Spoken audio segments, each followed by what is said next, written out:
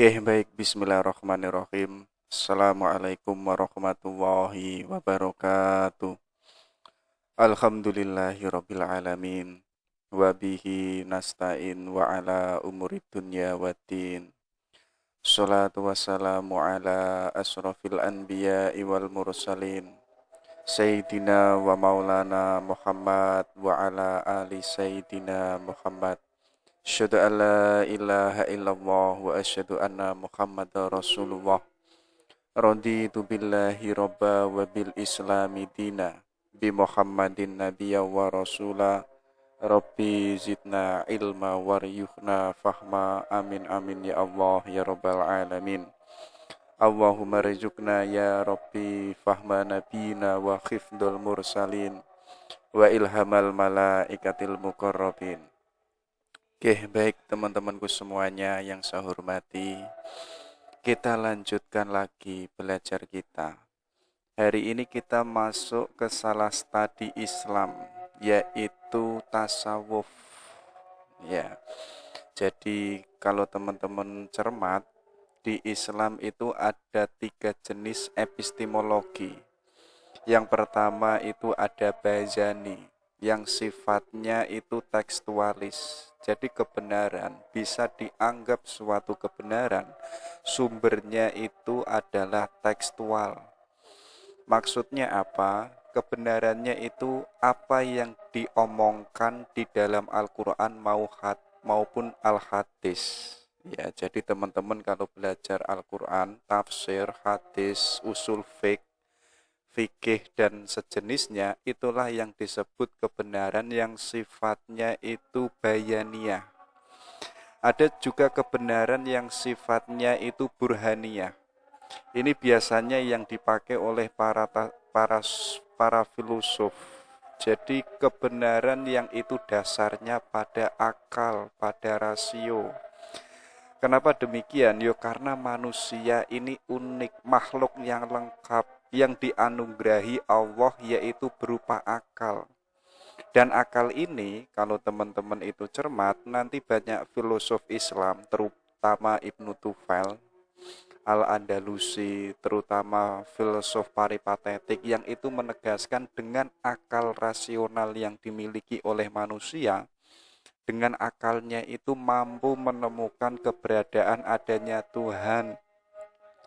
Nanti kan ada perdebatan luar biasa. Lalu yang penting mana? Antara Bayani dan Burhani. Di satu sisi mengatakan yang penting itu akal. Seandainya teman-teman hari ini diserai Al-Quran atau di depannya ada Al-Quran, tapi kok nggak punya akal, Qurannya kan nggak bisa dibaca. Atau Qurannya kan juga nggak bisa diketahui tujuan dan maksudnya itu apa. Artinya apa? Yang penting itu akal. Tapi nanti didebat lagi oleh para Bayaniyah yang menegaskan, kalau akal-akal saja, lalu yang dipikirkan akal itu apa? Iya kan? Makanya nanti diharmoniskan, harusnya apa? Antara Bazani dan Burhani itu harus rukun, itu harus seimbang, keduanya harus dipakai. Jadi kita nggak hanya berhenti pada akal saja, atau kita nggak hanya berhenti pada tekstualis saja. Harusnya apa? Akalnya dipakai sekaligus tekstualisnya, entah itu Quran atau hadis, itu pun juga dipakai. Kalau hanya berhenti di akal saja, sebagaimana tadi, lalu yang dipikirkan akal itu apa? Nanti kan juga didebat oleh Al-Ghazali, kalau hanya akal-akal saja, jangan salah, akal itu lemah. Kadang di momen tertentu, akal ini kalau misalkan sedang stres, sedang galau, akal kan nggak bisa berpikir jernih. Kayak teman-teman misalkan lagi diputus sama ceweknya, itu kan galunya luar biasa. Merasa dunia itu sudah selesai, dunia itu gelap, mau kiamat dan lain sebagainya. Di posisi itu akalnya kan nggak bisa berpikir jernih. Contoh kecilnya kayak teman-teman saat lapar-laparnya atau sehari nggak makan, akalnya dipakai untuk berpikir pun juga nggak bisa. Iya kan? Artinya apa? Katanya Al-Ghazali, kita nggak boleh hanya berhenti di akal, karena di momen tertentu akal itu nggak bisa berpikir jernih, sekaligus akal itu lemah. Makanya nanti Al-Ghazali yang paling hakiki ya dalam menemukan pengetahuan, jalan satu-satunya yaitu yang ketiga, yaitu adalah irfaniyah. Inilah yang dipakai oleh para sufi, termasuk adalah Ibnu Athaillah As-Samarkandi. Ya, kenapa kok irfaniyah? Karena alatnya itu adalah kolbu. Jadi teman-teman, untuk mendapatkan pengetahuan yang hakiki, jalannya itu bukan tekstualis, apalagi hafalan. Ya, hafalan itu kan hanya meniru, hanya mengulang-ulangi apa yang sudah kita hafal. Artinya nggak ada perubahan. Ya, termasuk apa? Akal. Makanya jalan hakiki menurut para sufi, jalannya yaitu dengan kolbu. Jadi untuk menemukan pengetahuan yang hakiki, kolbu kita pun juga harus bening dan bersih ya.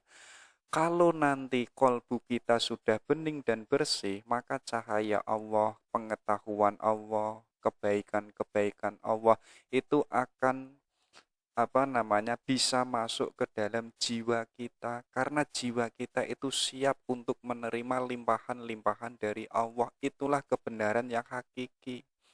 Jadi kebenaran yang itu tidak hanya didapatkan di alam realitas, kayak ilmu pengetahuan, sains, dan lain sebagainya. Loh, itu kan kebenaran-kebenaran yang didapatkan, objeknya itu adalah realitas. Sedangkan realitas itu sifatnya itu berubah-ubah. Jadi kebenaran mungkin itu menjadi suatu kebenaran, itu bisa dikatakan benar, mungkin hanya hari ini. Mungkin 1 minggu kemudian atau 1 bulan kemudian, kebenarannya mungkin sudah nggak relevan, dibantah dengan kebenaran yang baru. Nanti kebenaran yang baru dibantah dengan kebenaran yang baru. Makanya ada tesis dan antitesis. Nanti ketemu yang namanya sintesis. Sintesis ini nanti secara langsung itu pun juga bisa disebut tesis. Tesis ini nanti dibantah dengan antitesis yang baru. Artinya apa? Kebenaran yang didapatkan dari realitas alam semesta yang sifatnya berubah-ubah, itu sifatnya adalah bantah-bantahan. Kalau ada yang lebih benar, yuk kita harus berpegang pada yang jauh lebih benar. Kadang kebenaran yang kita yakini itu pun harus kita cek. Ya, karena apa? Karena mungkin saja itu sudah nggak relevan. Makanya apa? Untuk bisa menemukan kebenaran atau pengetahuan yang hakiki, sumbernya harus dari Allah.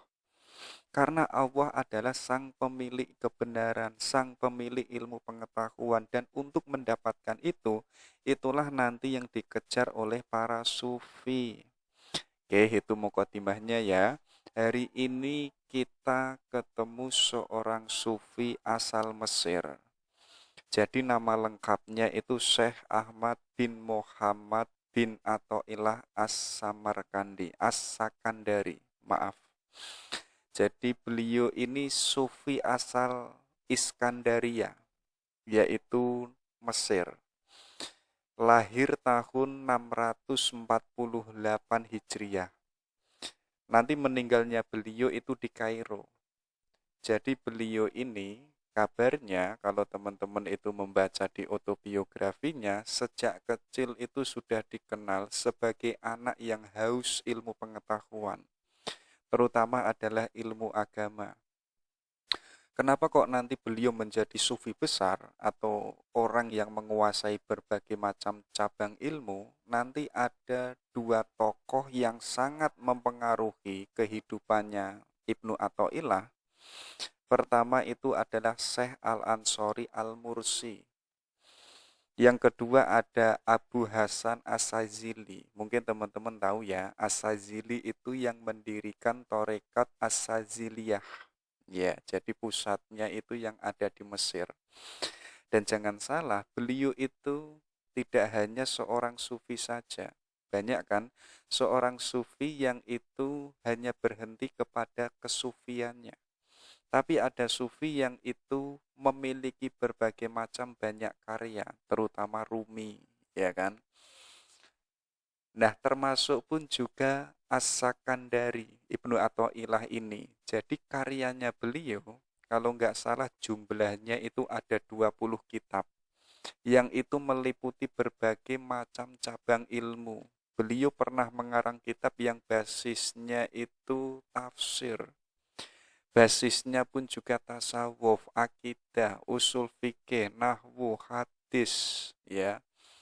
Nanti dari berbagai macam karya yang ditulis oleh Ibnu Athaillah, nanti yang paling fenomenal dan sekaligus yang paling terkenal itu adalah kitab yang disebut Al-Hikam. Jadi kitab ini sebenarnya Ibnu Athaillah itu ingin mengharmoniskan antara syariat dan tasawuf. Jadi sebagaimana Al-Ghazali. Al-Ghazali di dalam kitab Ihya-nya itu kan juga ingin mengharmoniskan yang mulanya syariat itu berdiri sendiri seolah-olah nggak bisa bertemu dengan dengan tasawuf atau fikih yang seolah-olah kok sulit bertemu dengan tasawuf, merasa dua hal yang berbeda yang nggak bisa menyatu, itu oleh perjuangannya Al-Ghazali itu kan bisa harmonis. Oh ternyata bisa kok hukum yang sifatnya itu tekstualis, yang sifatnya itu zohiriyah, itu ternyata bisa menyatu dengan yang sifatnya spiritualis, yaitu adalah tasawuf. Makanya nggak salah nanti Ibnu Athaillah dalam kehidupannya ada 3 fase yang itu menjadikan beliau di momen-momen tertentu di kehidupannya yang mulanya sangat tekstualis yang nanti belakangan itu menjadi seorang sufi. Banyak kan teman-teman kalau belajar para filosof termasuk Ibnu Sina yang mudanya itu sangat rasionalis. Tapi belakangan ketika Ibnu Sina mengarang suatu gagasan ide yang baru yang disebut Al-Hikmah Al-Masrikiyah, kabarnya di usia tua beliau itu menjadi seorang sufi. Jadi teman-teman mungkin di masa muda itu bisa gayanya itu rasionalis, itu absah-absah saja. Jadi ayo kita gunakan akal kita seoptimal mungkin, ya. Biar apa? Biar kita itu mendapatkan wacana yang sangat banyak, hikmah yang sangat luar biasa. Jalannya dengan rasio. Nanti mungkin kalau kita sudah umur 40 tahun, ya, kita sudah benar-benar murni menjadi seorang filosof, baru kita geser, yaitu kita masuk ke dalam dunia sufi atau dunia tasawuf. Yang mulanya kita menggunakan akal, sekarang kita menggunakan kolbu, ya. Jadi itu menurut saya jauh lebih optimal. Tapi kok sebaliknya, di masa muda kok sudah masuk tasawuf, ya akhirnya kita tidak menikmati anugerah keindahan-keindahan yang diberikan oleh Allah di alam realitas ini. Ya, harusnya apa? Banyak kan hari ini belum menikah sudah menjadi sufi, belum menikah sudah zuhud, belum kaya kok sudah zuhud. Harusnya kebalik logikanya. Kita harus kaya dulu, baru zuhud. Kita harus menikah dulu, baru kita zuhud. Kan begitu. Oke, kita kembali ke laptop. Kita masuk ke 3 fase kehidupan Ibnu Athaillah. Jadi fase pertama ini dimulai saat Ibnu Athaillah ada di Iskandaria. Jadi saat itu beliau itu lebih fokus pada ilmu tafsir, termasuk pun juga hadis, fikih, usul fiqh, dan nahwu. Jadi sifatnya itu sangat tekstualis. Sebagaimana yang saya sebutkan di awal tadi, corak pemikiran di awal, di fase pertama Ibnu Athaillah, sifatnya itu adalah bazaniyah. Jadi kebenaran yang sumbernya itu ada di dalam kitab suci.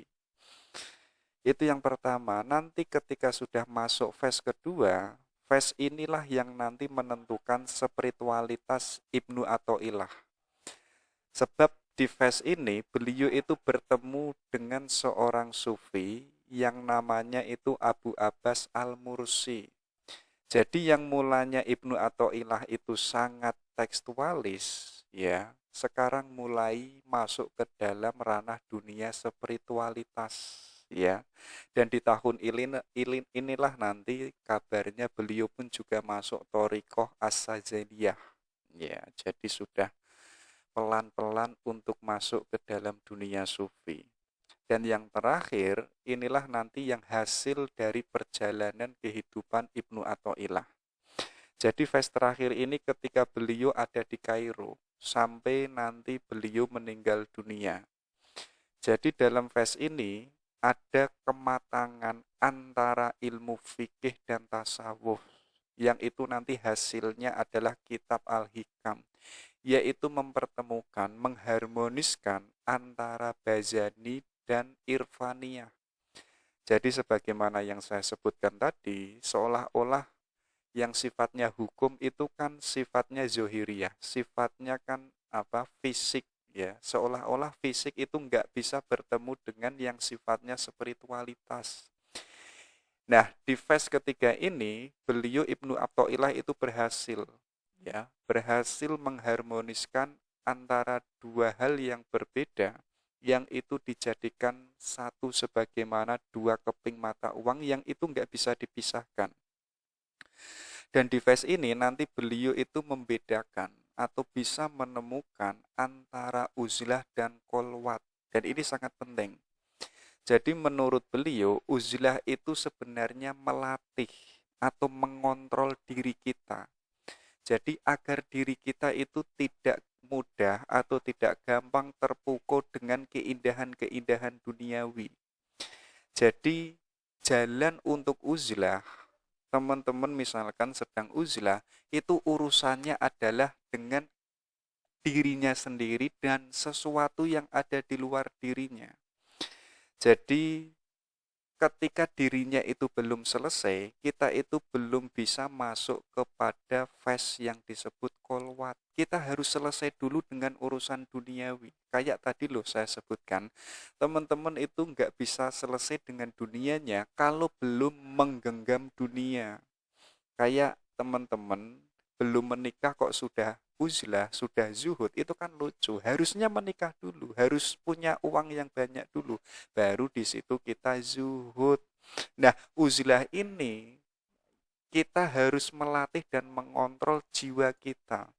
Biar kalau kita nanti sudah banyak uang, sudah punya istri banyak misalkan, yang teman-teman harapannya demikian, hati kita sudah tidak terikat dengan urusan-urusan duniawi, tidak terikat kita punya mobil, tidak terikat kita punya yayasan, tidak terikat kita punya jabatan. Kita punya, tapi hati kita tidak terpikat oleh itu. Ya, nanti kalau hati kita sudah tidak terikat saat kita uzlah dan kita kok merasa nyaman dengan kesendirian kita saat kita uzlah, baru kita masuk ke fase yang disebut kolwat, ya. Jadi kolwat ini apa? Kalau jiwa kita sudah tidak terikat dengan urusan duniawi, ayo kita merendahkan diri kita pada Allah dan sekaligus memutus apapun yang ada di dalam hati kita, tapi hanya satu yang nggak boleh kita putus, yaitu adalah Allah. Yang kemarin hati kita ini banyak terikat dengan urusan duniawi, entah itu bisnis, entah itu macam-macam. Ayo kita sekarang putus semuanya. Tapi hanya satu yang boleh mengikat, yaitu adalah Allah. Ya, itulah yang disebut kolwat.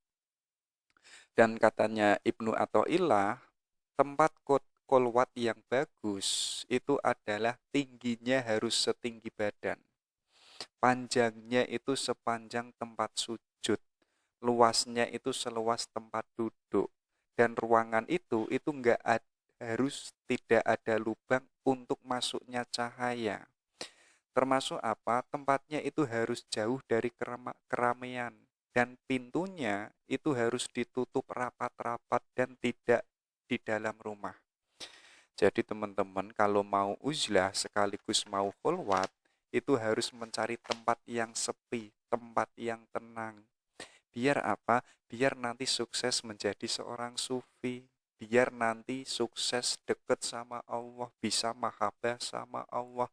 Kenapa kok harus uzlah dan kolwat? Biar apa? Sesuatu yang mulanya mengikat kita, kita bisa memutusnya. Sekaligus kita bisa fokus bersama bermunajat hanya kepada Allah, bukan kepada yang lain.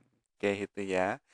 Itu sedikit perjalanan autobiografinya Ibnu Athaillah As-Sakandari. Oke, coba kita masuk ada apa saja ide-ide yang dibawa oleh beliau. Pertama yaitu tasawuf. Menurut Ibnu Athaillah, tasawuf itu memiliki 4 aspek yang sangat penting. Yang pertama apa? Kalau teman-teman itu ingin masuk dalam dunia tasawuf, ayo kita berakhlak sebagaimana akhlak yang dimiliki oleh Allah. Makanya sangat terkenal sekali dalam dunia sufi, yaitu dengan istilah takholak bi akhlakillah. Jadi akhlak kita itu sebagaimana nama-namanya Allah yang ada di dalam Asmaul Husna. Allah itu maha lembut, kita pun juga harus berusaha menjadi manusia yang lembut. Allah itu maha bijaksana, ayo kita latih diri kita menjadi orang yang bijaksana. Kalau kemarin kita kebijaksanaan kita kok hanya untuk teman-teman kita, hanya untuk partai kita, hanya untuk orang yang mendukung kita, artinya kita belum bisa takholak bi akhlakillah. Karena apa? Karena kebijaksanaan kita itu sifatnya enggak adil, sifatnya enggak universal. Sedangkan kebijaksanaannya Allah, keadilannya Allah itu sifatnya universal, tidak hanya pada orang Islam saja. Bahkan orang Yahudi, bahkan orang Kristen itu pun juga mendapatkan kebijaksanaannya Allah, keadilannya Allah. Makanya kita nggak hanya berhenti pada golongan kita nggak hanya berhenti pada partai kita. Untuk agar kita sukses, ya, meniru akhlak yang itu sebagaimana akhlaknya Allah, ya tadi, kita sifatnya nggak fanatik. Selama ini kok kita masih fanatik, ya bagaimanapun akhlak kita hanya berhenti pada insaniyah, bahkan saitoniyah. Kenapa demikian? Ya karena kita hanya berhenti pada orang yang itu orang kita sendiri. Kalau madhabnya yang adil itu ya hanya madhabnya itu sendiri, dan orang lain atau yang berbeda madhab itu nggak bisa adil, ya itu percuma. Kita nggak bisa takholak bi akhlakillah. Makanya kalau kita bisa atau ingin masuk dalam dunia sufi, ayo kita pelan-pelan. Yaitu akhlak kita istiqomahkan, yaitu yang nanti hasilnya itu sebagaimana akhlaknya Allah. Ya. Yang kedua apa? Kita harus senantiasa menjalankan perintahnya Allah. Dan sekaligus punya kekuatan untuk menjauhi apa yang itu dilarang oleh Allah. Kalau Allah memerintahkan sholat, ya kita harus indahkan apa yang diperintahkan oleh Allah. Kalau Allah itu memerintahkan kayak kemarin Ramadan, memerintahkan kita puasa, ayo kita sambut perintah itu dengan gembira. Artinya apa? Kita itu senantiasa. Kalau itu senantiasa, saat kita menjalankan yang itu menjadi kewajiban kita, rasanya kan senang. Iya kan? Bahkan para sufi, perintahnya Allah itu sesuatu yang membahagiakan. Karena yang memerintah itu adalah yang paling dicintai, yaitu adalah Allah. Bahkan kenapa kok Allah memerintahkan itu? Karena itu adalah wujud cintanya Allah kepada hambanya. Tapi kok kita layah-layah, ya. Kadang kita males-malesan, artinya apa? Artinya kita malah menolak orang yang itu, menolak Allah yang itu mencintai kita. Harusnya apa? Harusnya kita sambut dengan gembira. Karena dari yang paling mencintai kita, sekaligus apa? Kalau itu kita diperintah oleh Allah, kita pun juga harus senantiasa menjauhi apa yang dilarang oleh Allah. Allah itu melarang kita nggak boleh sholat, ya artinya kita harus senantiasa sholat. Itu yang kedua katanya Ibnu Athaillah. Yang ketiga apa? Ayo kita melatih diri kita untuk agar mampu menguasai hawa nafsu yang ada di dalam diri kita. Jalannya tadi yaitu dengan yang namanya uzlah. Ayo kita kontrol keinginan-keinginan kita. Ayo kita kuasai harapan dan nafsu-nafsu yang ada di dalam diri kita. Kenapa demikian? Karena yang namanya hawa nafsu itu nggak bisa dibunuh. Kalau kok kita ingin mencabut hawa nafsu yang ada di dalam diri kita, artinya kita sama saja membunuh kemanusiaan kita. Biarkan hawa nafsu itu ada, tapi tugas kita apa? Yaitu mengontrol dan menguasai. Alatnya dengan apa? Yaitu dengan akal. Oh, misalkan nafsu itu kan ciri khasnya ingin selalu yang lebih dan lebih, ya kan? Kalau kok kita kelebihan pasti merusak diri kita. Biar kita sesuai dengan porsi kemanusiaan kita atau fitrah kita, itu harus dikontrol dengan jalan akal. Oh, sehari itu pasnya itu makannya 3 kali. Kok makan 7 kali sampai 10 hari, itu bisa merusak fitrah kemanusiaan saya. Ya artinya itu harus dikontrol dengan akal. Jadi kita nggak hanya total memakai kolbu, tapi akal pun juga harus dipakai. Itu yang ketiga. Katanya selanjutnya apa? Kita pun juga harus selalu bersamanya. Jadi tadi kan akhlak kita itu kan sudah sebagaimana akhlaknya Allah, termasuk kita bisa menjalankan apa yang diperintahkan oleh Allah. Dan kita sudah mampu menguasai nafsu kita. Sekarang apa? Ayo kita selalu bersamanya. Ya, kalau kita kok bisa selalu bersama Allah, Allah pun juga akan bersama kita. Dan Allah itu nggak bosen sama hambanya, itu nggak bosen. Yang bosen itu ya hambanya. Makanya ayo kita latih untuk bersama Allah, yaitu apa? Yaitu kita sibukkan dengan yang namanya ibadah-ibadah, yaitu dengan amal. Yang terakhir apa? Kemudian kita itu akan kekal bersama Allah. Karena yang kekal itu hanya Allah. Manusia, seluruh makhluk yang ada di alam realitas ini, kita itu nggak kekal. Jenis-jenis apapun yang ada di dunia itu, semuanya itu fana. Yang kekal itu hanya Allah. Tapi kok kita tadi bisa selalu bersama Allah, kita akan kekal bersama Allah. Itu ya. Itulah tasawuf menurut Ibnu Athaillah. Nah, katanya beliau ada 2 jalan loh ya. Untuk kita itu bisa mendapatkan hakikat atau bisa mendapatkan makrifat. Ada istilah yang disebut mawahib. Yang kedua yang disebut makasif. Ini sesuatu 2 hal yang berbeda. Yang pertama mawahib. Ini Allah memberikan sesuatu tanpa usaha seseorang. Jadi seorang hamba itu tidak ada usaha. Berbeda kayak kita ingin mencari ilmu, kita kan harus istiqomah, kita harus bekerja keras ya, harus bermalam-malaman bersama buku, bersama kitab. Artinya kita harus usaha keras.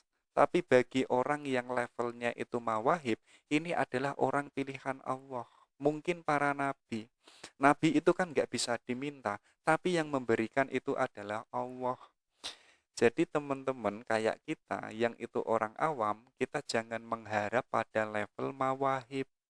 Karena apa? Karena pada level mawahib ini adalah hamba yang itu dipilih oleh Allah.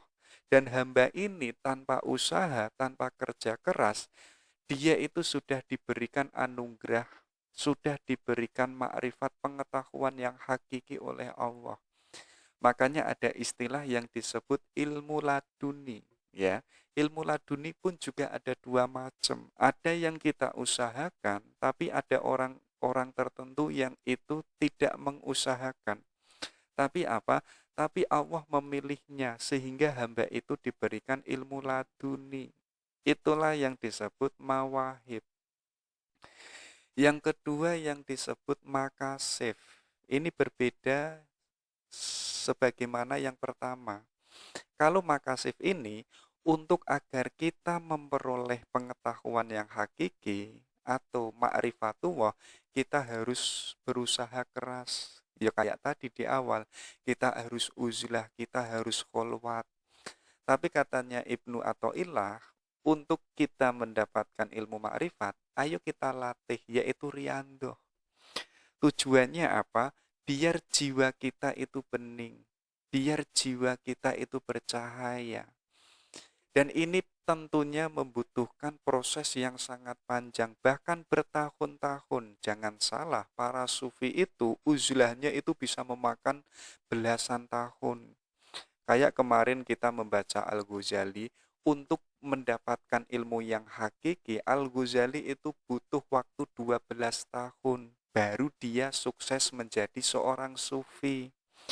Jadi yang pertama kita harus riyadhah, kita melatih jiwa kita agar jiwa kita itu enggak terikat oleh apapun yang ada di dunia ini.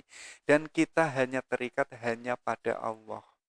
Dan kita harus perbanyak zikir.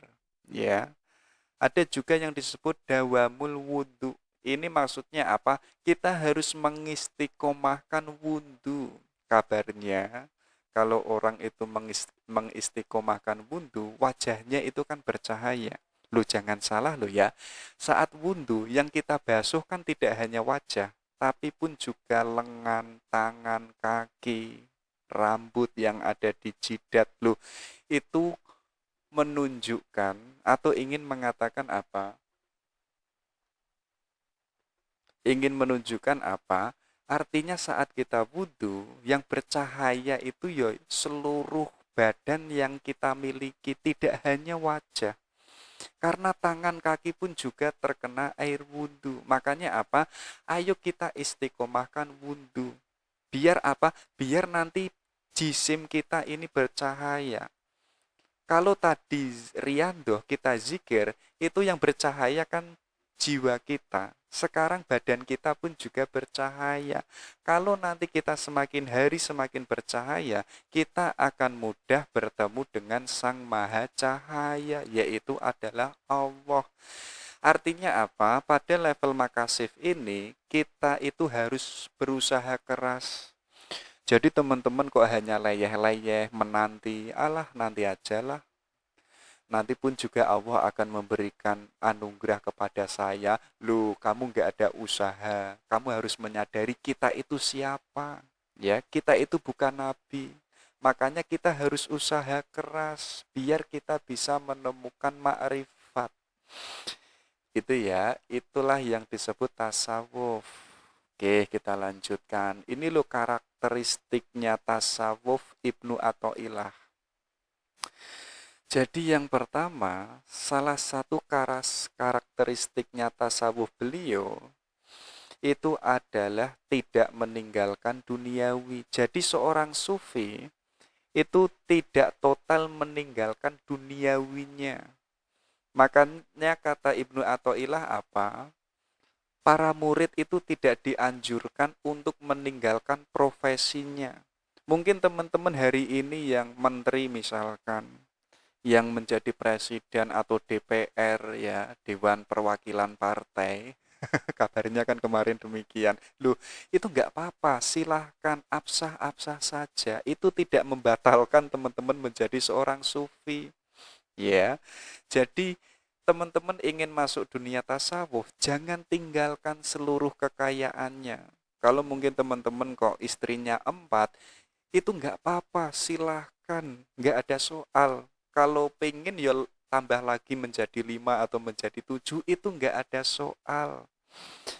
Bahkan katanya Ibnu Athaillah, kita memiliki pakaian, makanan, kendaraan yang itu layak untuk kita jadikan hidup, ya, dan kita nggak boleh berlebihan. Dalam istilah lain kita kok sederhana, loh itu bisa menjadikan atau menumbuhkan rasa syukur kita kepada Allah. Alhamdulillah pakaian lebaran saya baru misalkan, alhamdulillah ya di lebaran ini bisa makan opor, bisa makan lontong ya, macam-macam. Artinya apa? Menumbuhkan rasa syukur kita kepada Allah sekaligus apa? Dari adanya pakaian yang kita pakai, kendaraan yang kita pakai tiap hari, ini kita mampu mengenal rahmatnya Allah. Ya, jadi kita nggak boleh meninggalkan duniawi, bahkan profesi nama, ya jangan ditinggalkan. Itu absah-absah saja. Karena dengan profesi itu kita menumbuhkan rasa syukur. Alhamdulillah kemarin yang saya itu mungkin tukang ojek, sekarang saya menjadi menteri. Alhamdulillah yang kemarin saya menjadi mahasiswa, sekarang saya sudah menjadi dosen. Loh, itu kan menumbuhkan rasa syukur sekaligus mengenali rahmatnya Allah. Ya, bahkan katanya beliau apa? Meninggalkan dunia yang berlebihan itu malah menimbulkan rasa syukur. Ya, jadi teman-teman, aku tak menjadi sufi lah, montore kemudian dijual, mobilnya dijual. Apalagi istrinya yang kemarin 6 diceraikan 2 sekarang menjadi 4. Loh, itu malah menimbulkan hilangnya rasa syukur. Makanya apa? Biar kita tumbuh rasa syukur, ayo rahmatnya Allah ya, pemberiannya Allah, ayo kita pakai sesuai dengan porsi dan proporsionalnya. Ya, kalau kita sudah punya mobil, yuk kita pakai sebagaimana semestinya, biar rasa syukur kita itu tumbuh. Bahkan apa? Berlebih-lebihan memanfaatkan dunia itu juga malah menjadikan kita menjadi orang yang zalim. Jadi kita itu tidak boleh meninggalkan dunia secara seutuhnya. Dan kita pun juga tidak boleh memanfaatkan dunia secara seutuhnya. Artinya apa? Artinya ya yang sederhana saja, nggak berlebihan dan nggak kekurangan. Jadi seorang sufi itu sifatnya moderat, ya. Makanya ada cerita itu, ada seorang yang hidup di pesisir itu loh, seorang nelayan. Seorang nelayan itu kan identik dengan kemiskinan, hidupnya makannya itu hanya ikan laut, itu saja. Di malam hari itu nelayan itu saat ingin memakan laut itu membakar dulu kemudian dimakan. Saat dimakan pikirannya itu macam-macam. Seandainya saya tidak hanya makan ini tapi makan McD, tapi pun juga makan spaghetti, minum kopinya itu macam-macam robusta. Akhirnya sang nelayan ini suatu ketika sowan ke sufi besar namanya itu Ibnu Arabi Al-Andalusi. Saat sowan ke rumahnya, kaget. Wah, rumahnya seorang sufi besar yang kemarin itu saya anggap seorang sufi itu hidupnya sederhana, hidupnya itu tidak berlebihan. Tapi kok seorang sufi rumahnya kayak istana, geleng-geleng itu. Ya kan? Akhirnya karena sudah sampai ke rumahnya Ibnu Arabi, akhirnya bertemu dengan rasa heran. Mosok sufi kayak begitu sih? Masa sufi kok rumahnya mewah, uangnya banyak dan lain sebagainya. Karena Ibnu Arabi ini seorang sufi, tahu apa yang ada dalam perasaannya seorang nelayan ini. Akhirnya Ibnu Arabi ini mengatakan, yang membedakan saya sama kamu apa? Katanya Ibnu Arabi. Kemudian sang nelayan ini menjawab, saya nggak tahu Tuan. Kemudian Ibnu Arabi menjawab, kalau saya itu makan seadanya. Kalau adanya tempe, ya saya makan tempe. Kalau adanya telur, ya saya makannya telur. Tapi perbedaannya saya dengan kamu, kalau kamu makannya ikan, tapi pikirannya ayam, pikirannya McD, pikirannya itu kopi robusta. Ya bagaimanapun hatimu masih terikat dengan yang namanya duniawi. Walaupun saya itu banyak memiliki hal-hal duniawi, tapi hatiku itu enggak terikat. Walaupun besok rumah saya hancur, rumah saya itu enggak ada, mobil saya itu hilang, itu enggak ada soal. Karena hatinya sudah tidak terikat dengan urusan duniawi, hanya terikat dengan Allah. Jadi itu karakteristiknya yang pertama. Yang kedua apa? Beliau itu tadi, yaitu mencoba mengharmoniskan antara syariat dan tasawuf. Ya, Jadi tasawuf itu tidak diperbolehkan untuk mengabaikan syariat. Teman-teman hari ini mengakui dirinya itu sufi, tapi kok nggak mau puasa Ramadan, nggak mau sholat sunnah, nggak mau membaca Al-Quran, apalagi tidak mau sholat duhur atau subuh, artinya itu sebagai jawaban kalau teman-teman itu nggak sufi. Sufi yang sebenarnya apa? Sufi yang sebenarnya itu yang tidak meninggalkan syariat. Hari ini banyak anggapan kalau orang sudah masuk sufi, syariatnya itu nggak perlu. Itu lucu dan itu absurd. Itu bukan sufi, itu sufi yang zolim, bukan sufi yang sejati. Dan katanya Ibnu Athaillah apa? Sufi yang sejati itu adalah dia yang tidak pernah meninggalkan syariat. Makanya nanti tasawufnya Ibnu Athaillah itu dasar utamanya harus yang namanya Al-Quran dan As-Sunnah. Tapi nggak boleh berhenti di situ. Ya, syariatnya dipakai, tapi kita nggak boleh berhenti pada syariat. Kayak teman-teman itu loh, kalau hanya berhenti pada syariat, kita sholat, ya, kita puasa, kita membaca Al-Quran, tapi hati kita itu kosong, nggak ada yang namanya rasa sama Allah. Makanya agar sholat kita tidak seperti orang senam, ya, makanya apa? Kita harus masuk atau mengarah pada asketisme. Maksudnya apa? Syariatnya kita bawa, tapi hakikatnya pun juga kita pakai. Ya, artinya apa? Syariatnya dipakai, hakikatnya pun juga dipakai. Itulah yang diharapkan, yang menjadi ciri khususnya tasawufnya Ibnu Athaillah. Yang terakhir apa? Model tasawufnya Ibnu Athaillah itu bisa merespon adanya kehidupan umat Islam, ya. Jadi tasawuf yang itu mampu menjembatani adanya orang yang itu hanya sibuk pada urusan duniawi, akhirnya spiritualitasnya kering. Tapi di sisi lain ada orang yang itu meninggalkan duniawi secara total, hanya mengedepankan urusan spiritual, itu pun juga nggak bisa. Makanya apa? Harus disatukan. Spiritualitas itu boleh, tapi kita pun juga tidak boleh meninggalkan urusan duniawi. Duniawi pun juga boleh, tapi kok kita hanya berhenti pada duniawi, akhirnya jiwa kita itu kering. Makanya apa? Duniawi harus kita kuasai, tapi pun juga kita harus masuk dalam dunia spiritual atau tasawuf. Artinya apa? Seorang sufi itu tidak hanya total pada masuk spiritualitas. Sebagaimana tadi di awal, boleh teman-teman punya mobil, punya bisnis, ya, punya usaha dan sebagainya. Tapi nggak boleh berhenti di situ. Nanti kok hanya berhenti di situ, akhirnya kita kekeringan spiritualitas. Ya, gitu ya.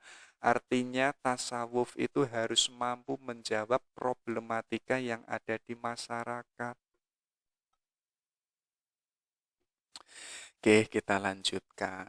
Kita masuk ke konsep zuhud. Ini menurut saya unik.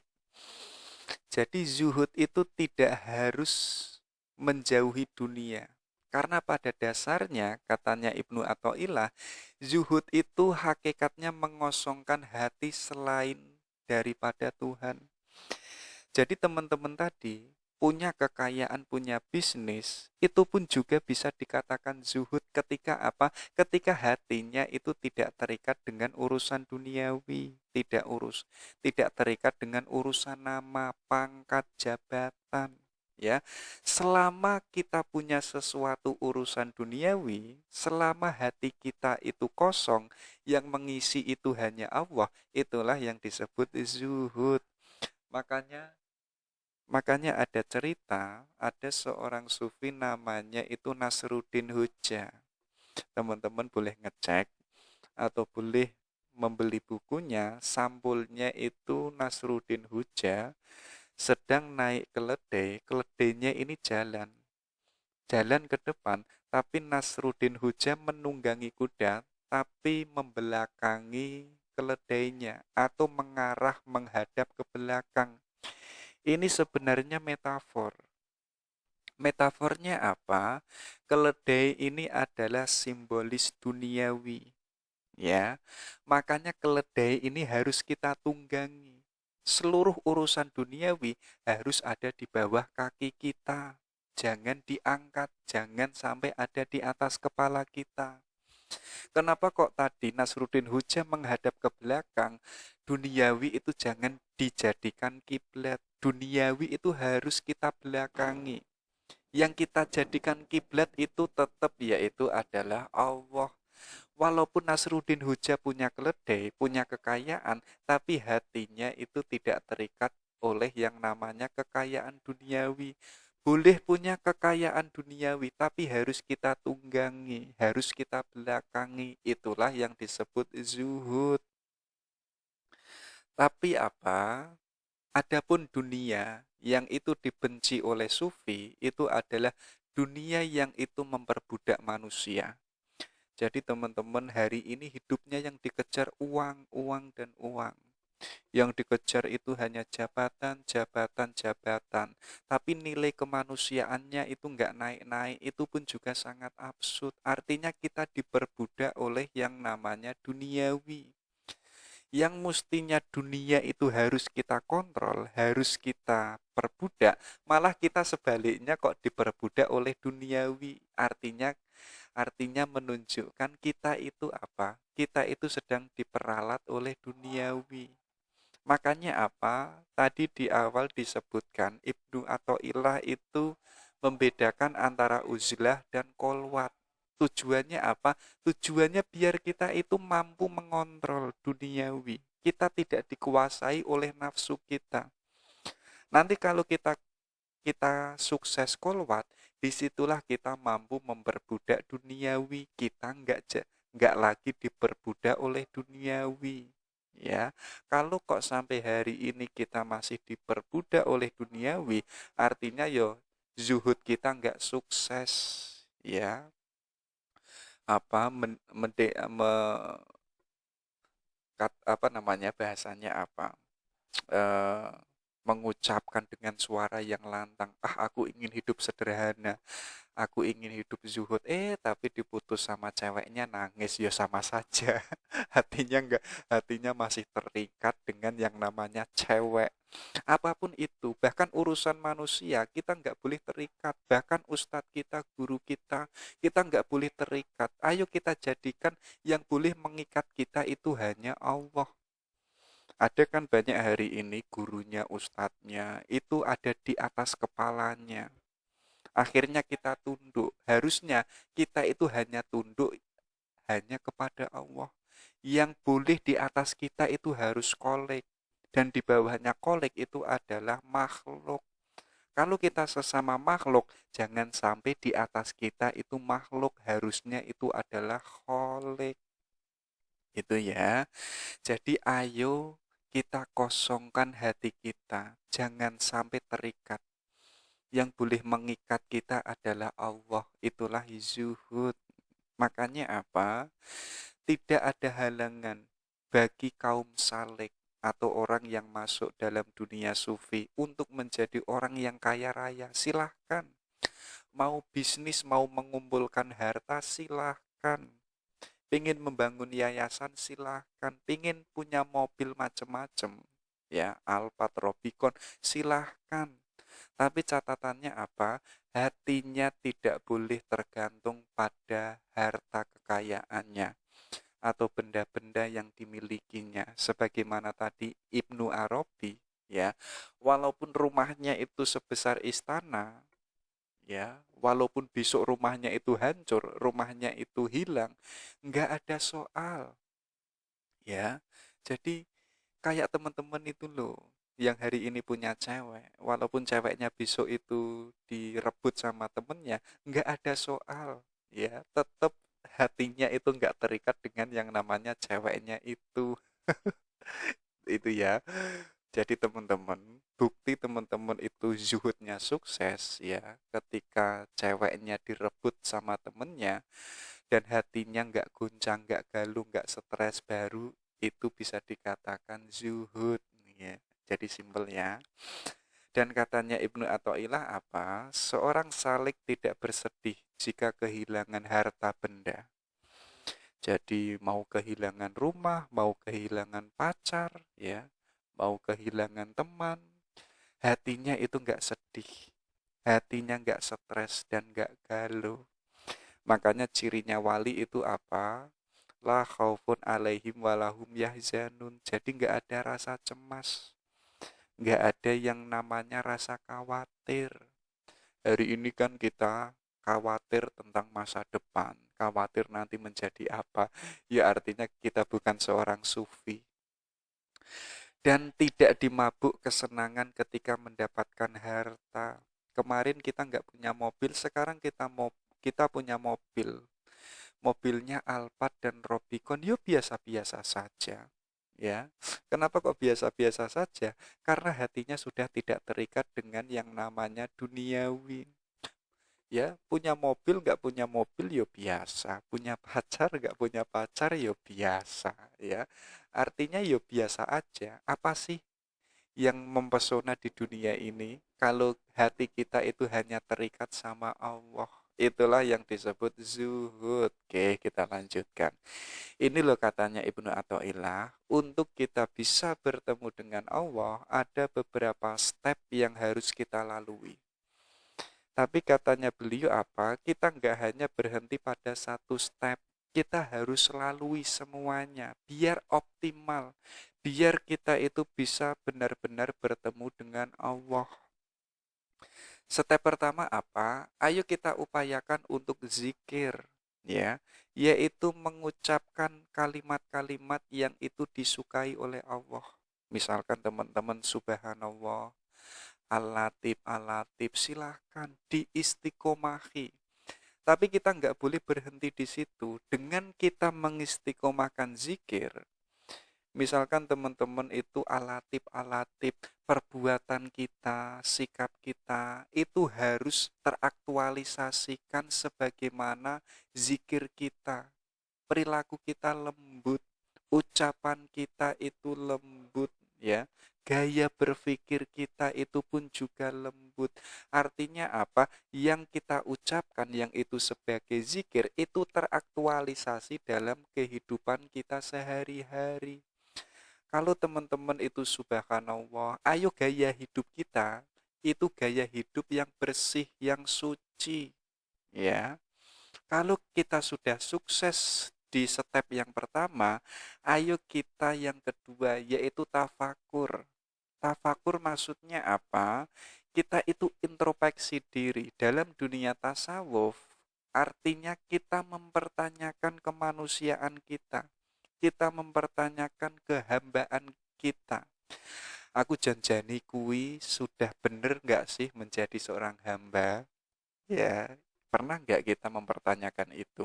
Hidup saya kok gini-gini aja ya? Lalu kehambaan saya itu terus kayak apa? Terus bagaimana? Macam-macam. Jadi tafakur itu bukan memikirkan yang itu keluar diri. Tapi apa?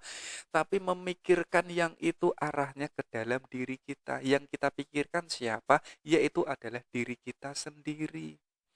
Ayo kita tafakuri selama kita hidup yang kita lakukan itu apa saja. Perbuatan jelek apa saja yang sudah kita lakukan. Apa yang sudah saya perbuat. Apa yang sudah saya ucapkan. Apa saja yang sudah saya pikirkan.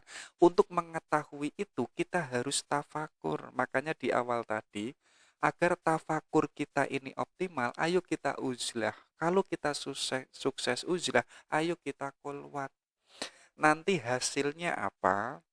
Kalau kita bisa istiqomah tafakur, mungkin tiap malam ya. Makanya apa? Upayakan 1 jam. Kalau kita sukses tiap hari, kita sendirian di kamar. Dan kita mentafakuri diri kita. Nanti hasilnya itu akan luar biasa. Tapi katanya Ibnu Athaillah apa? Dengan kita tafakur, kita nanti akan mendapatkan berbagai macam banyaknya ilmu pengetahuan. Ya, termasuk apa? Nilai kemanusiaan kita itu akan naik derajat. Kita tidak hanya menjadi manusia yang itu sama sebagaimana kemarin. Kita akan berubah menjadi manusia yang jauh lebih benar dan jauh lebih baik kalau kita mau tafakur. Yang ketiga yaitu fakir. Maksudnya apa?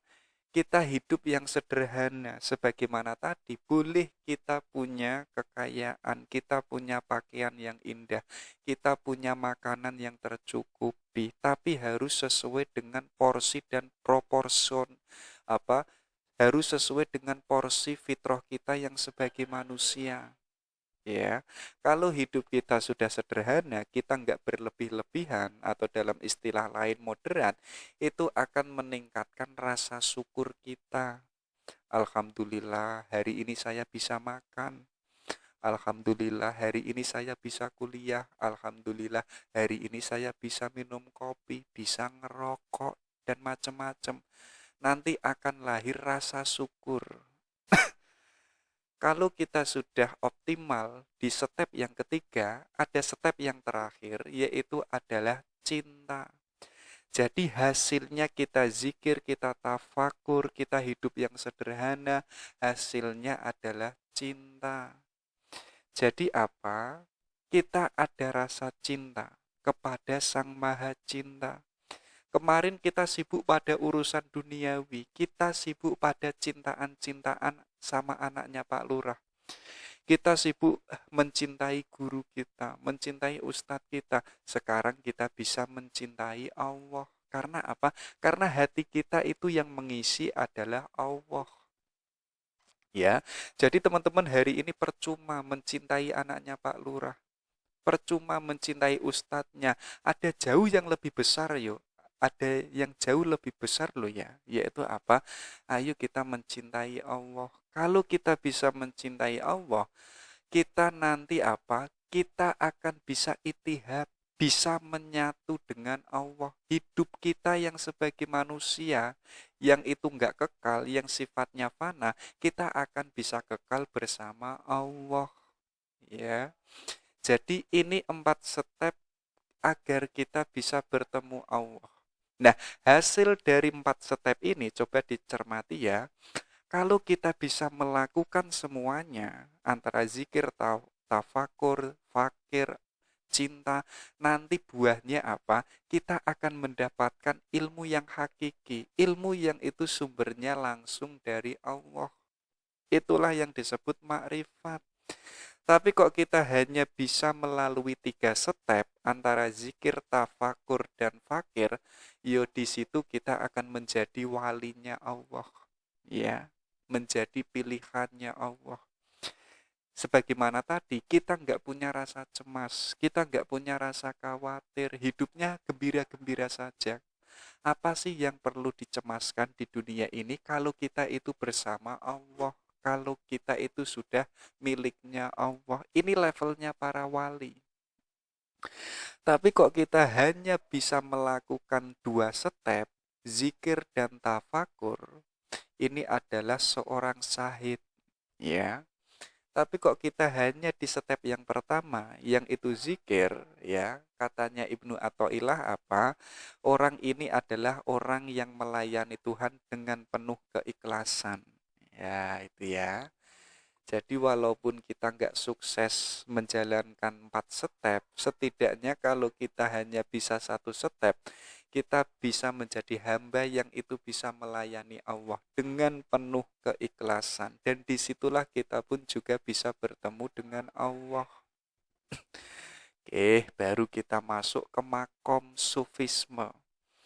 Jadi teman-teman, ingin menjadi seorang sufi itu ada stasiun, ada makom-makom tertentu yang itu harus kita lalui. Dan setiap stasiun ini untuk agar kita sukses, kita pun juga membutuhkan keseriusan, membutuhkan waktu yang panjang.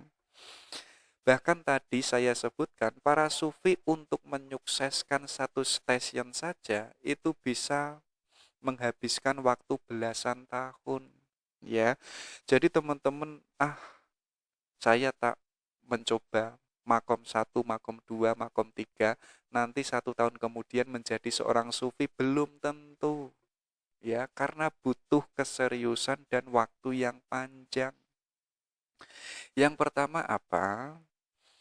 Untuk agar kita mampu melalui dan nanti bisa mungkin ya bisa menjadi seorang sufi, step pertama kita harus taubat. Ayo kita akui kesalahan kita, apa yang sudah kita perbuat. Kita harus bisa benar-benar taubat nasuha. Ya, makanya katanya Ibnu Athaillah apa? Untuk agar kita bisa benar-benar tobat dan kita tidak melakukan lagi apa yang kita perbuat, yang itu mengingkari atau melanggar perintahnya Allah, jalannya harus bertafakur. Termasuk apa? Kita harus berkolwat. Maksudnya apa? Kita harus refleksi, mempertanyakan perilaku kita, kemanusiaan kita. Apa yang sudah saya lakukan? Apa yang sudah saya kerjakan? Apakah Allah menyukainya? Apakah Allah rindu? Itu bisa kita ketahui dengan jalan tafakur dan kolwat.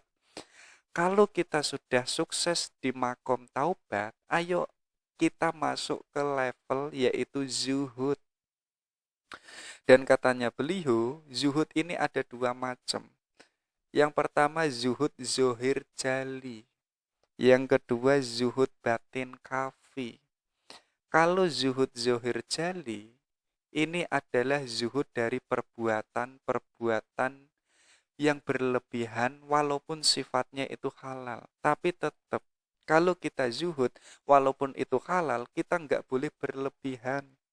Yang pas sehari itu 2 kali atau 3 kali, yo jangan makan 10 kali, itu akan merusak jiwa kita, akan merusak badan kita.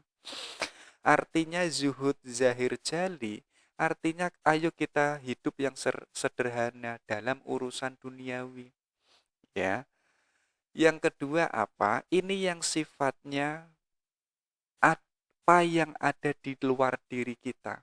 Ya, misalkan teman-teman itu hasratnya pengen menjadi pemimpin, ya, pengen penampilannya itu indah, pengen terpandang, pengen punya nama, ya. Kalau yang pertama tadi urusannya yang sifatnya itu apa? Keseharian. Tapi sifatnya yang kedua ini apa? Sifatnya itu maknawi. Seperti tadi harapan ke depan, pengen punya nama besar. Ayo kita cek.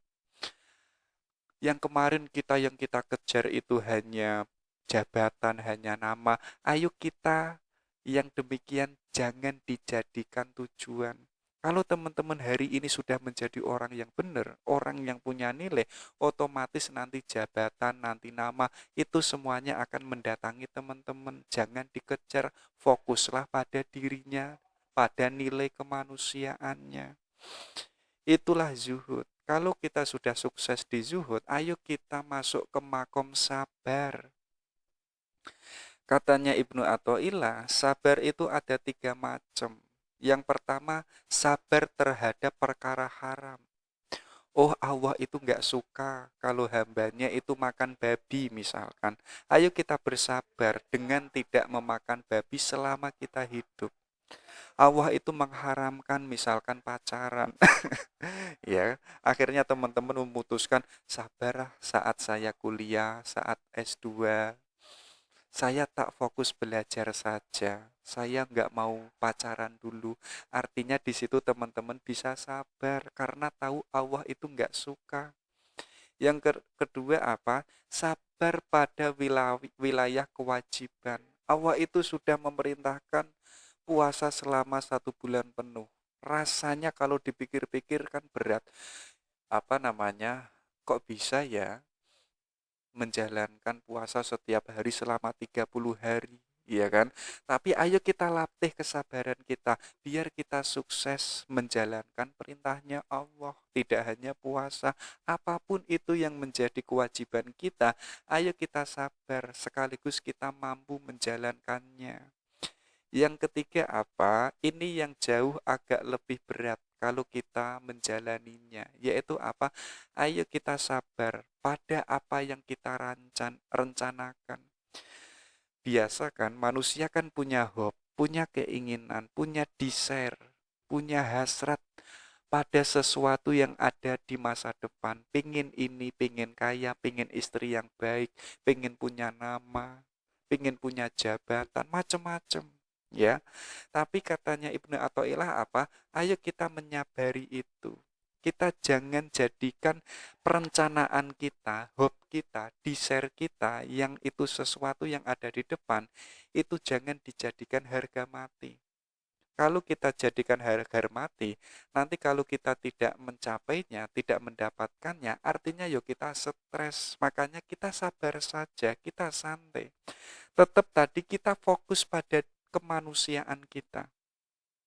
Kalau kita benar-benar menjadi high value man, manusia yang punya nilai, otomatis nanti jabatan, nama besar, apa yang kita inginkan, itu malah mendekati kita, bukan kita yang mengejar.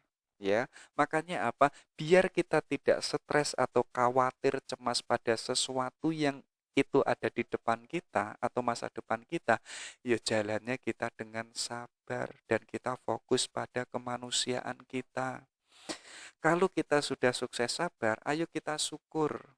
Ya, ini sama katanya Ibnu Athaillah, syukur itu ada 3 macam, yaitu syukur dengan lisan. Ayo kita ceritakan nikmat kenikmatan yang itu diberikan oleh Allah. Alhamdulillah, kita ceritakan kepada saudara-saudara kita bahwa hari ini saya sudah bisa pasca sarjana. Bukan berarti kita sombong, tapi apa? Malah itu tanda kita mensyukuri nikmatnya Allah.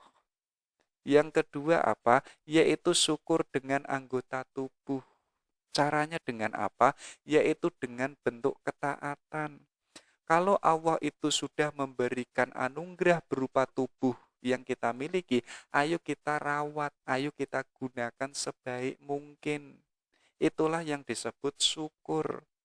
Yang ketiga ini yang jauh lebih berat kalau kita menjalaninya, yaitu apa? Syukur dengan hati. Ayo kita akui bahwa semuanya yang ada, semuanya itu adalah pemberian dari Allah, ya. Dan segala bentuk kenikmatan yang kita dapatkan itu bukan dari manusia, tapi adalah dari Allah. Sekecil apapun itu adalah dari Allah, dan sebesar apapun itu bukan dari manusia, tapi dari Allah. Kalau kita bisa memahami itu dan kita mampu melakukannya, itulah yang disebut syukur dengan hati, dengan kolbu. Kalau kita sukses di syukur, ayo kita khauf, masuk ke makom yang selanjutnya. Katanya Ibnu Athaillah apa? Jika engkau ingin agar Allah membukakan bagimu pintu raja, maka lihatlah segala sesuatu yang diberikan Allah kepadamu. Jadi teman-teman, pengen mendapatkan pintunya sang raja, teman-teman itu coba lihatlah sesuatu kenikmatan, pemberian yang itu diberikan Allah kepada kita. Tapi catatannya, kita tidak mendapatkan Allah, kita hanya mendapatkan pintu raja.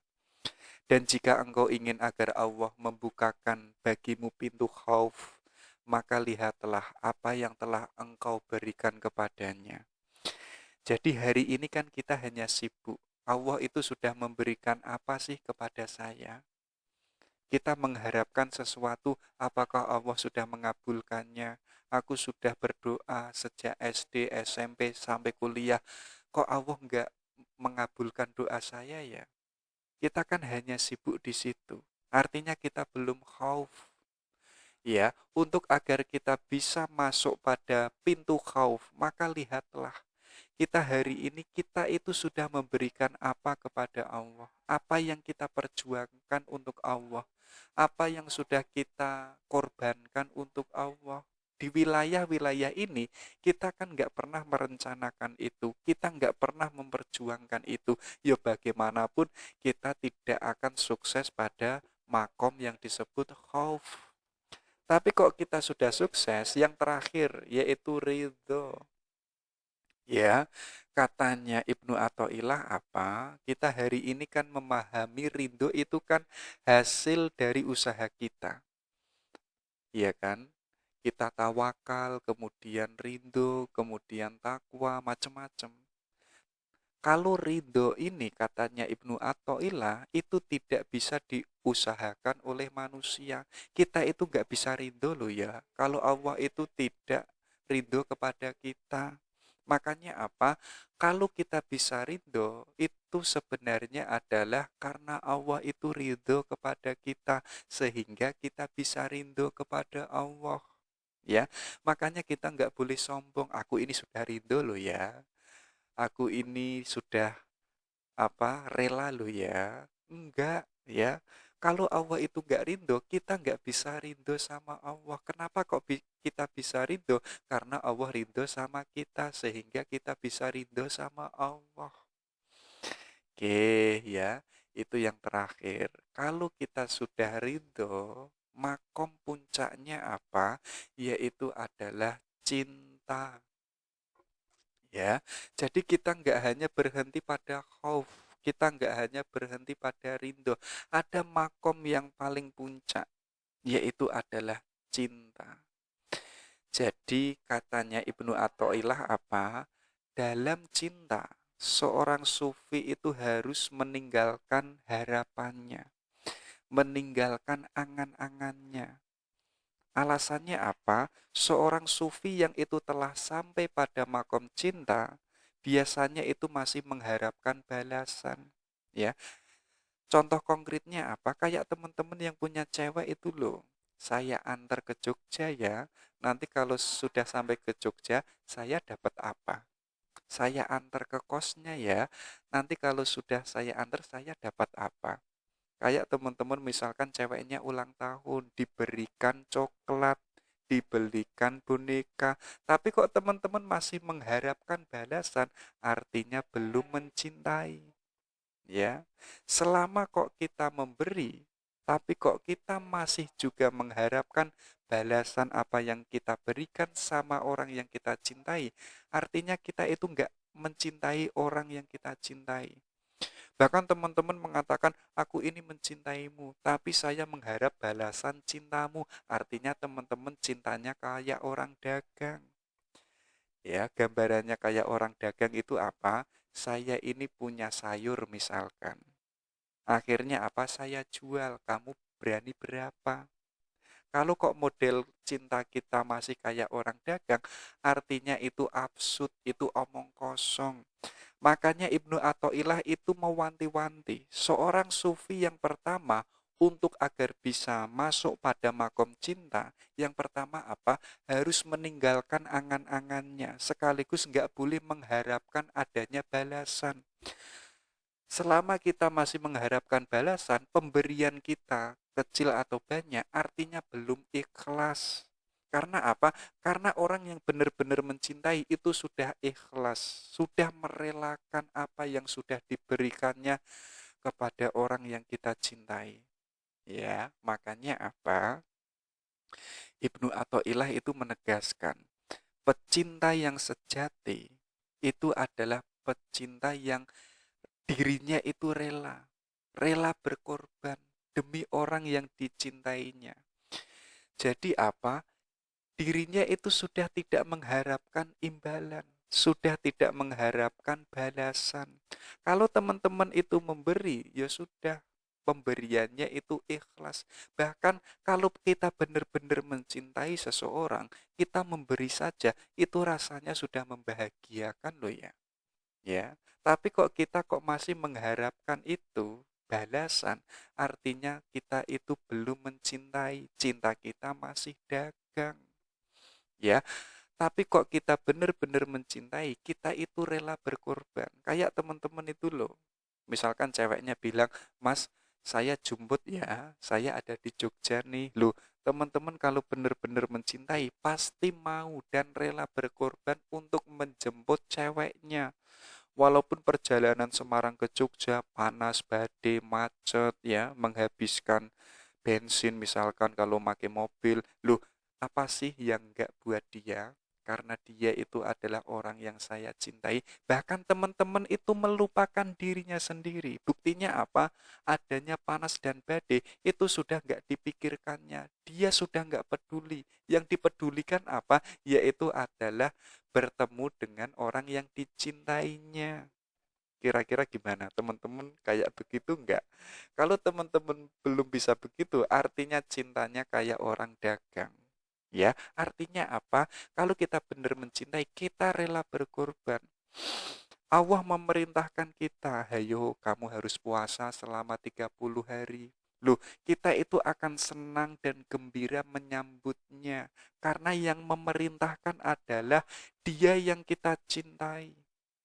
Tapi kok kita tidak mencintai Allah, rasanya puasa itu berat, rasanya membaca Quran itu berat. Sholat pun juga rasanya berat. Karena apa? Karena kita tidak mencintai Dia, yaitu adalah Allah. Ya, jadi teman-teman dicek, rela berkorban enggak? Ya, kalau selama ini kok kita hanya pamrih, kita meminta balasan kayak teman-teman itu loh, membaca surat Yasin, kemudian Al-Waqiah, biar nanti kaya, biar rezekinya itu lancar. Artinya masih yang namanya mengharapkan balasan. Saya tak sholat duha, tak istiqomahin biar nanti rezekinya lancar. Artinya teman-teman belum cinta. Karena apa? Karena dengan membaca surat Al-Waqiah dan sholat ad-duha, mengharapkan biar rezekinya lancar dan kaya. Artinya kan apa? Saya mau membaca surat ad-duha, membaca surat Al-Waqiah dan sholat duha itu karena apa? Karena ada keinginan yang lain. Yang diinginkan itu bukan Allah, tapi apa? Yaitu kekayaan dirinya. Artinya sama saja itu mengkhianati Allah. Yang benar apa? Kalau teman-teman benar mencintai Allah, membaca surat Al-Waqiah macam-macam ya, itu yang dikejar bukan kekayaan, yang dikejar bukan sesuatu, tapi yang dikejar itu satu, yaitu adalah Allah. Karena apa? Karena membaca Quran itu sebagaimana surat cinta. Yang menulis siapa? Yaitu adalah Allah. Untuk siapa? Untuk hambanya. Otomatis apa? Kalau itu surat cinta, artinya itu untuk mereka yang dicintai oleh Allah. Tapi kok kita hari ini malas membaca Al-Quran, rasanya kok bosan membaca Al-Quran, artinya itu bukan surat cinta untuk kita. Ya, itulah yang disebut cinta. Dan katanya Ibnu Athaillah apa? Cinta kepada Allah adalah tujuan luhur dari seluruh makom. Jadi makom yang macam-macam tadi, stasiun yang itu harus melalui step tadi, ada tobat, ada tafakur, ada khauf, ada ridho, itu puncaknya adalah cinta. Maka tiada lagi makom setelah cinta. Karena cinta adalah hasil dari seluruh makom, menjadi akibat dari seluruh makom, seperti rindu, senang, rindu, dan lain sebagainya. Kenapa kok ada makom cinta? Ya, itulah yang menjadikan adanya rindu, senang, rindu, dan lain sebagainya. Dengan adanya rindu, senang ini, kita sukses melewatinya, hasilnya pun kita mencintai. Hasilnya pun kita bisa cinta. Dan tiadalah makom sebelum mahabbah, kecuali hanya menjadi permulaan dari seluruh permulaan makom. Ya, jadi seperti taubat, sabar, zuhud, itu hanya permukaan saja. Itu hanya di awalnya saja. Puncaknya itu adalah cinta. Kalau sudah cinta, kita sudah tidak mengharapkan balasan. Kita sudah berani rela berkorban. Oke, kita lanjutkan. Ini loh, untuk agar kita bisa mencapai cinta atau mahabbah. Yang pertama apa?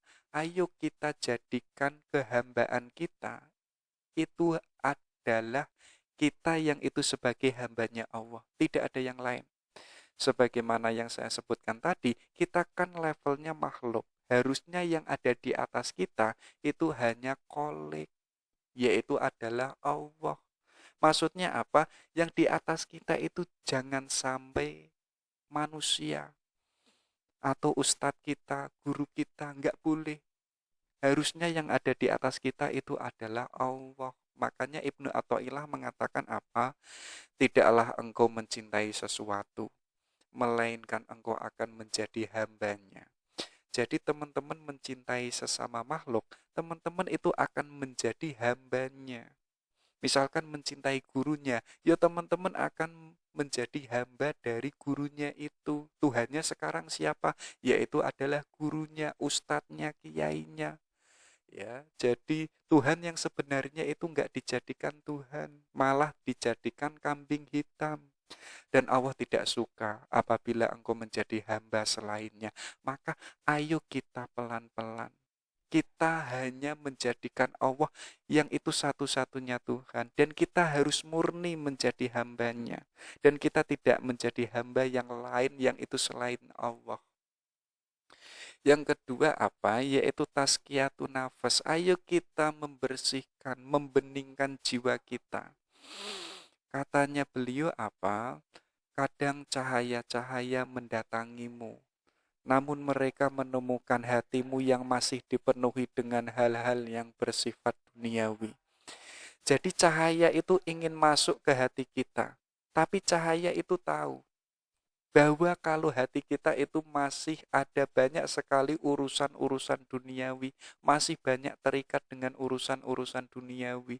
Akhirnya cahaya yang sumbernya dari Allah itu nggak bisa masuk ke dalam hati kita. Maka cahaya itu kembali ke tempat semula.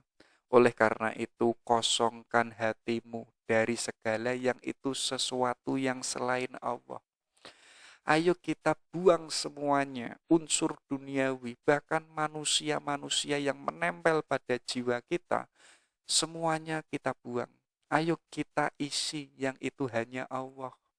Maka Allah akan memenuhinya dengan pengetahuan dan rahasia. Kalau hati kita sudah yang mengisi itu Allah, kita akan mendapatkan pengetahuan yang rahasia, yang sumbernya itu adalah dari Allah. Pengetahuan kita sumbernya tidak manusiawi lagi, tidak duniawi lagi, tapi apa? Yaitu pengetahuan unsurnya ilahiyah. Itu yang kedua. Yang nomor ketiga apa? Ayo kita jadikan Allah yang itu satu-satunya. Kalau kemarin Allah itu nomor 5, bahkan ada yang nomor 100 juga itu loh. Makanya ayo kita pelan-pelan ya. Yaitu kita jadikan bahwa Allah itu nomor 1, tidak nomor yang lain. Manusia nomor sekian, mobil nomor sekian, kuliah nomor sekian, tetap Allah itu adalah nomor 1. Kalau kita sudah bisa mencintai Allah, otomatis Allah itu dijadikan nomor 1. Makanya beliau menegaskan, siapa yang mengenali al-haq, maka ia akan menyaksikannya pada segala sesuatu. Kita mengenali Allah. Kita punya ilmu tentang kekuasaannya Allah.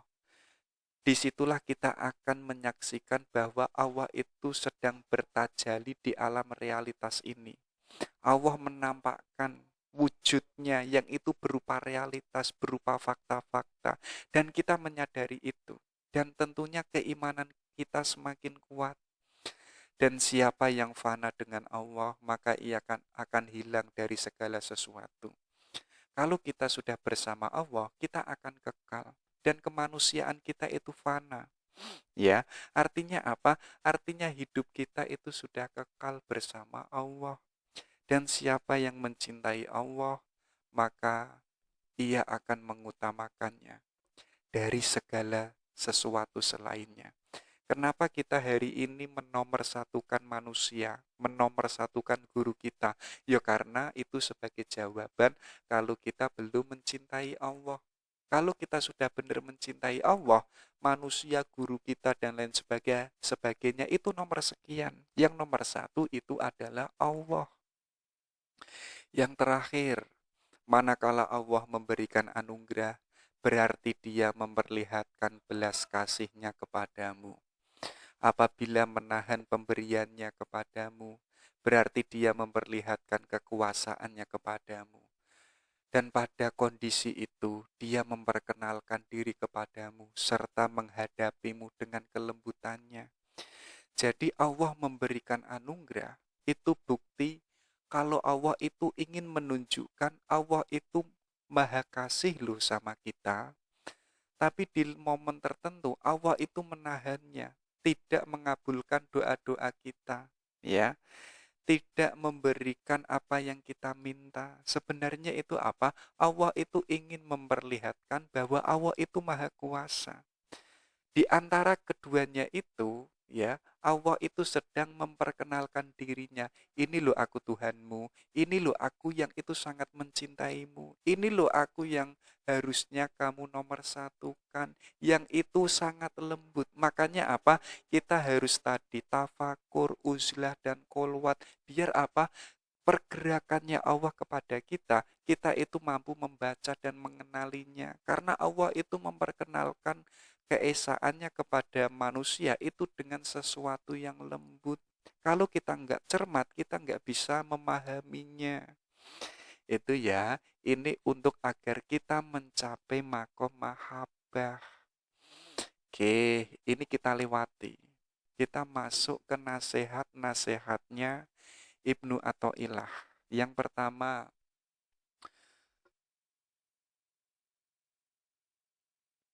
kemaksiatan yang menimbulkan rasa hina dan rasa penyesalan itu jauh lebih baik daripada kita taat tapi menimbulkan rasa bangga dan sombong.